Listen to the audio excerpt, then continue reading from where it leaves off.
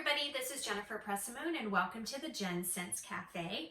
Today we are going to be making a bath salt. And the cool thing about salt is that you can use it for a variety of different purposes.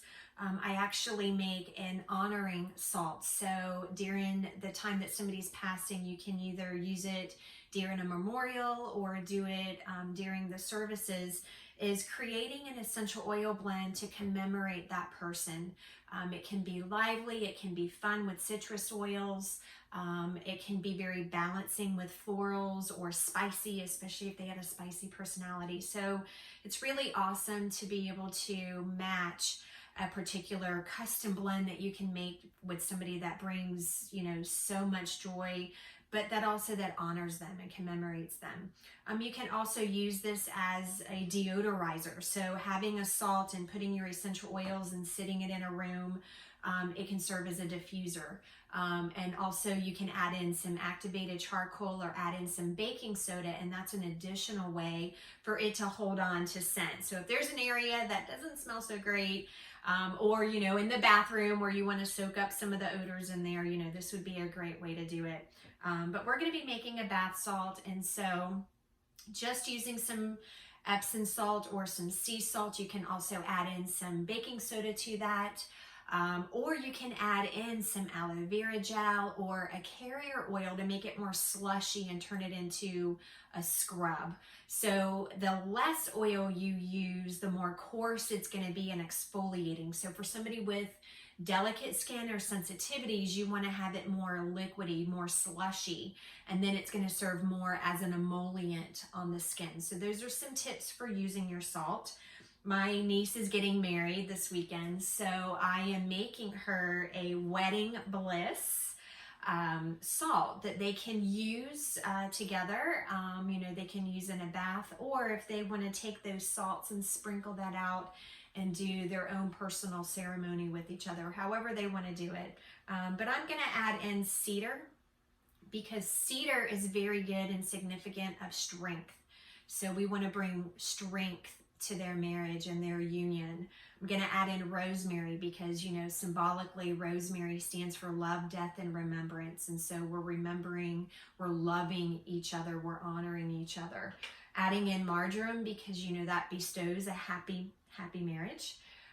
Neroli flowers were also used in ancient times to bestow prosperity and bestow abundance and love for one another with each other.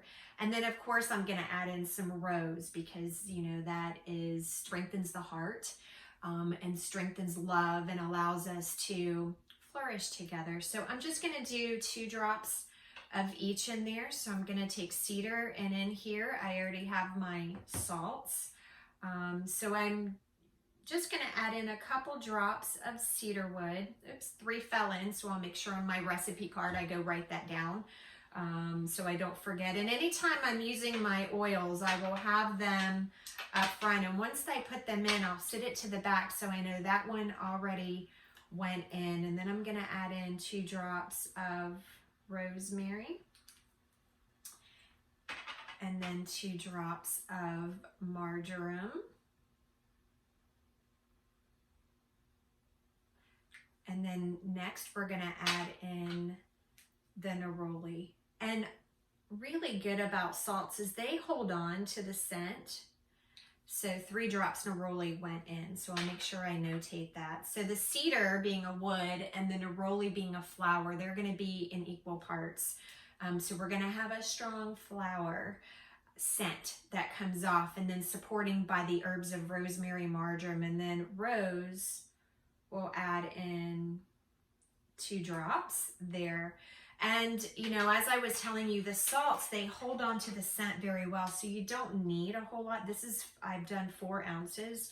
Really, you could do 2 drops of an essential oil and it would be strong enough. And then you can always put the lid on and shake it, or get a stir stick. This is a beverage stir stick, but I like it because it's stainless steel.